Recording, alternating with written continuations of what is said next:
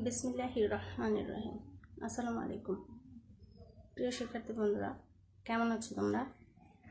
আশা করি যে যেখানে আছো ভালো আছো, সুস্থ আছো এবং নিরাপদে আছো। হোসনাবাদ মাধ্যমিক বিদ্যালয়ের অনলাইন ক্লাস থেকে সকলকে স্বাগতম। আমি হালিমা আক্তার আজ এসেছি নবম দশম শ্রেণীর বাংলা দ্বিতীয় পত্র ক্লাসটা নিয়ে।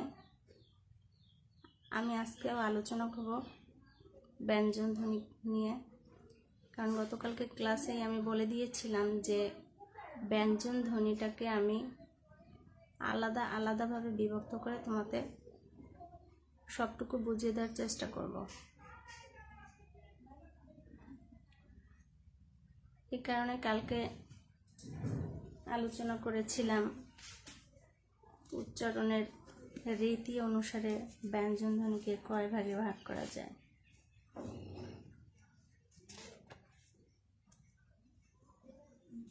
আজকে আমি আলোচনা করব যে নাকের ব্যবহারের ভিত্তিতে ব্যঞ্জন ধ্বনি কয় প্রকার এবং কি কি। দেখো, ব্যঞ্জন ধ্বনি যদিও তোমরা নৈর্ব্যক্তিক পড়বে বা নৈর্ব্যক্তিকের অ্যান্সারই করতে হবে, তারপরও যদি তুমি এই বিভক্তগুলো আলাদাভাবে পড়ো, দেখা যাবে তোমার নৈর্ব্যক্তিকগুলো পড়ার দরকার নেই আলাদাভাবে। তুমি এইসব পড়েই বা এই বিস্তারিত আলোচনা পড়েই দেখা যাবে তুমি নৈর্ব্যক্তিকের অ্যান্সার দিতে পারবে। সেক্ষেত্রে আমি এই আলাদাভাবে তোমাদের এই ধ্বনিটা আলোচনা করে দিচ্ছি, ব্যঞ্জন ধ্বনিটা। তাহলে দেখো, নাকের ব্যবহারের ভিত্তিতে ব্যঞ্জন ধ্বনিকে কয় ভাগে ভাগ করা যায়? দুই ভাগে রোল করা আছে। দেখো, দুই ভাগে ভাগ করা যায়। নাকের ব্যবহারের ভিত্তিতে দুই ভাগে ভাগ করা যায়।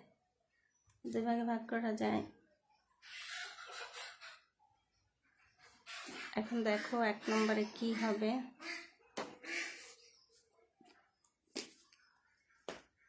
নাসিক্য ব্যঞ্জন ধ্বনি।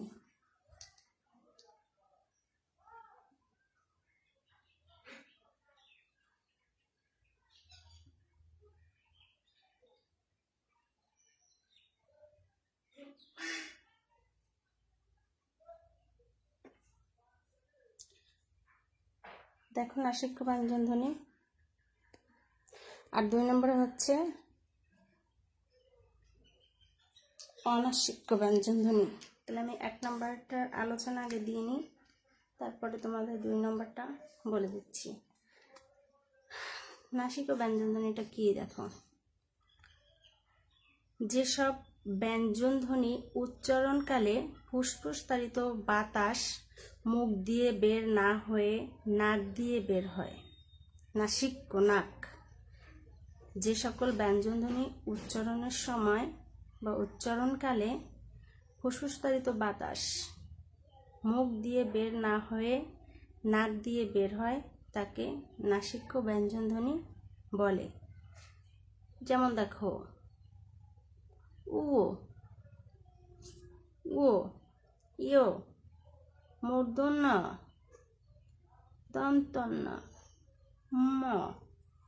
এই অক্ষরগুলো যদি তুমি উচ্চারণ করে আবার খেয়াল করে দেখো যে উচ্চারণ করলে এই ধ্বনিগুলোর বাতাসগুলো কোথা থেকে বের হয়। উচ্চারণ করে আবার নিজেরা পরীক্ষা করে দেখতে পারো। আমি যেভাবে তোমাদের ক্লাসে উচ্চারণ করে আবার পরীক্ষা করে দেখিয়েছি, ওইভাবে তোমরা দেখতে পারো যে উচ্চারণ করলে আসলেই কোথা থেকে বের হয়। নাক দিয়ে বাতাস বের হবে। প্রত্যেকটা ধ্বনি উচ্চারণের সময় নাক দিয়ে বাতাস বের হবে। তাইলে কোন কোন ধ্বনিগুলো নাসিক্য? ও, ইয়, মূর্ধন্য, দন্তন্য এবং হচ্ছে ম। তাহলে প্রত্যেক বর্গের পঞ্চম ধ্বনিগুলো হচ্ছে নাসিক্য ধ্বনি। প্রশ্ন যদি আসে কোন ধ্বনিগুলো নাসিক্য ধ্বনি, বর্গের কোন ধ্বনিগুলো নাসিক্য ধ্বনি, তাহলে প্রত্যেক বর্গের পঞ্চম ধ্বনিগুলো হচ্ছে নাসিক্য ধ্বনি। এরপরে আসো অনাসিক্য অনাসিক্য ব্যঞ্জনধ্বনি। 2 নম্বর,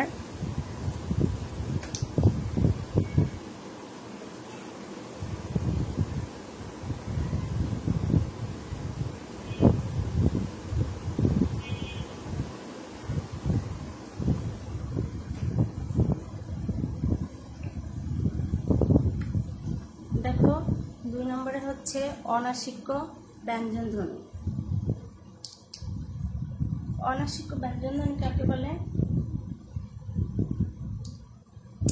যেসব ব্যঞ্জনধ্বনি উচ্চারণকালে স্বাভাবিকভাবে ফুসফুসতাড়িত বাতাস মুখ দিয়ে বের হয়, ওটা হচ্ছে নাসিক্য ব্যঞ্জনধ্বনি, হচ্ছে নাক দিয়ে বের হয়। অনাসিক্য যেটা নাসিক্য না, মানে নাক দিয়ে বাতাস বের হয় না। তাহলে যেসব ধ্বনি উচ্চারণকালে বা উচ্চারণের সময় ফুসফুসতাড়িত বাতাসটা স্বাভাবিকভাবেই মুখ দিয়ে বের হয়, নাক দিয়ে বের হয় না, তাকে অনাসিক্য ব্যঞ্জনধ্বনি বলে।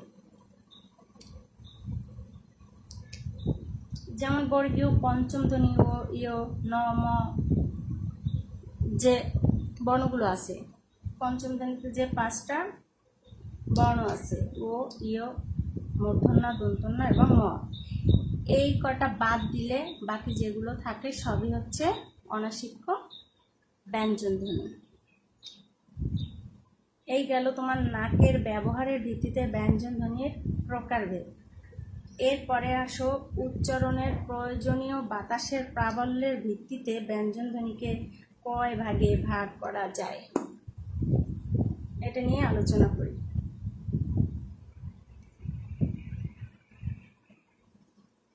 একটু খেয়াল করো, আমি এটা বোর্ডে লিখে দিচ্ছি। এরপরে দেখো উচ্চারণের প্রয়োজনীয় বাতাসের প্রাবল্যের ভিত্তিতে ব্যঞ্জনধ্বনি শ্রেণী বিভাগ। তাহলে উচ্চারণের প্রয়োজনীয় বাতাসের প্রাবল্যের ভিত্তিতে ব্যঞ্জনধ্বনিকে 2 ভাগে ভাগ করা যায়। কয় ভাগে ভাগ করা যায়? দেখো 2 ভাগে ভাগ করা যায়। তাহলে 1 নম্বরে কি হচ্ছে দেখিয়ে দিচ্ছি। 1 নম্বর হচ্ছে অল্প প্রাণ।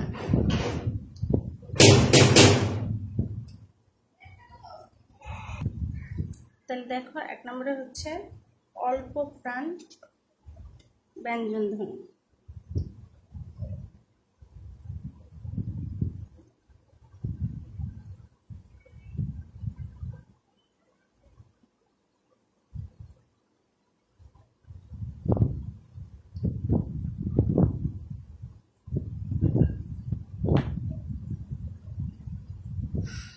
দেখো আগে অল্প প্রাণ ব্যঞ্জনধ্বনির সংজ্ঞাটা দিয়ে নিই। অল্প প্রাণ ব্যঞ্জনধ্বনি কাকে বলে? অল্প প্রাণ ব্যঞ্জনধ্বনি যেসব ব্যঞ্জনধ্বনি উচ্চারণকালে অপেক্ষাকৃত স্বল্প বায়ুর প্রয়োজন হয়, অপেক্ষাকৃত স্বল্প বায়ুর প্রয়োজন হয়, যে সকল ব্যঞ্জনধ্বনি উচ্চারণের সময় অল্প বায়ুর প্রয়োজন হয় তাকে অল্প প্রাণ, স্বল্প প্রাণ, একেবারে অল্প সময় প্রয়োজন হয় তাকে বলে অল্প প্রাণ ব্যঞ্জনধ্বনি। যেমন বর্গীয় প্রথম এবং তৃতীয় ধ্বনিগুলো হচ্ছে অল্প প্রাণ ব্যঞ্জনধ্বনি। বর্গের প্রথম এবং তৃতীয়, বর্গের প্রথম এবং তৃতীয় ধ্বনিগুলো হচ্ছে অল্প প্রাণ। যেমন ক, গ, চ, জ, ট, তাহলে প্রথম এবং তৃতীয়। তারপর হচ্ছে গিয়ে ড, ত, দ, প, ব, স, স এবং জ, র, ল, এগুলো অল্প প্রাণ ব্যঞ্জনধ্বনি। আবার এগুলোকে কিন্তু আরও একটা নাম বলা হয়, এগুলোকে উষ্ণ ব্যঞ্জনধ্বনিও বলা হয়। এরপরে দেখো আরেকটা হচ্ছে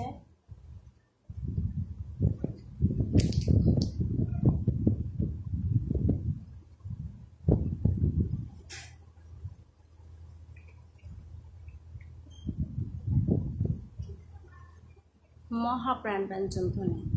মহাপ্রাণ যেসব ব্যঞ্জনধ্বনি উচ্চারণকালে অপেক্ষাকৃত বেশি বাতাসের প্রয়োজন হয় তাদেরকে বলা হয় মহাপ্রাণ ব্যঞ্জনধ্বনি, যেসব ব্যঞ্জনধ্বনি উচ্চারণ করলে অপেক্ষাকৃত বেশি বাতাসের প্রয়োজন হয়, উচ্চারণের সময় দীর্ঘ সময় নিয়ে উচ্চারিত হয়। যেমন বর্গের দ্বিতীয় এবং চতুর্থ ধ্বনিগুলো, যেমন তুমি যেমন ক অক্ষরটা উচ্চারণ করছো, ওইখানে বলছে অল্প প্রাণে প্রথম এবং তৃতীয় ধ্বনিগুলো হচ্ছে অল্প প্রাণ। তাইলে প্রথম ধ্বনি ক, অল্প সময়ের প্রয়োজন হয়েছে, কিন্তু আমি যদি দ্বিতীয় ধ্বনিকে উচ্চারণ করি, দেখো খ, দীর্ঘ সময় নিয়ে কিন্তু উচ্চারণ হবে। ক এক প্রয়াসে, খ একটু দীর্ঘ সময়, তাহলে অনেক বাতাসের প্রয়োজন হয় আর অনেক সময়ের প্রয়োজন হয়, যার মানে মহাপ্রাণ। তাহলে বর্গের দ্বিতীয় এবং চতুর্থ ধ্বনিগুলো হচ্ছে মহাপ্রাণ ব্যঞ্জন ধ্বনি। এইভাবে আরও দেখা যায় উচ্চারণের স্থান অনুসারে ব্যঞ্জন ধ্বনিকে শ্রেণী বিভাগ করছে। উচ্চারণের স্থান অনুযায়ী ব্যঞ্জন ধ্বনিকে কয় ভাগে ভাগ করা যায়? উচ্চারণের স্থান অনুযায়ী ব্যঞ্জন ধ্বনিকে কয় ভাগে ভাগ করা যাবে? সেখানে দেখো 5টা ভাগে ভাগ করবে। উচ্চারণের স্থান অনুসারে ব্যঞ্জন ধ্বনিকে 5টা ভাগে ভাগ করা হবে।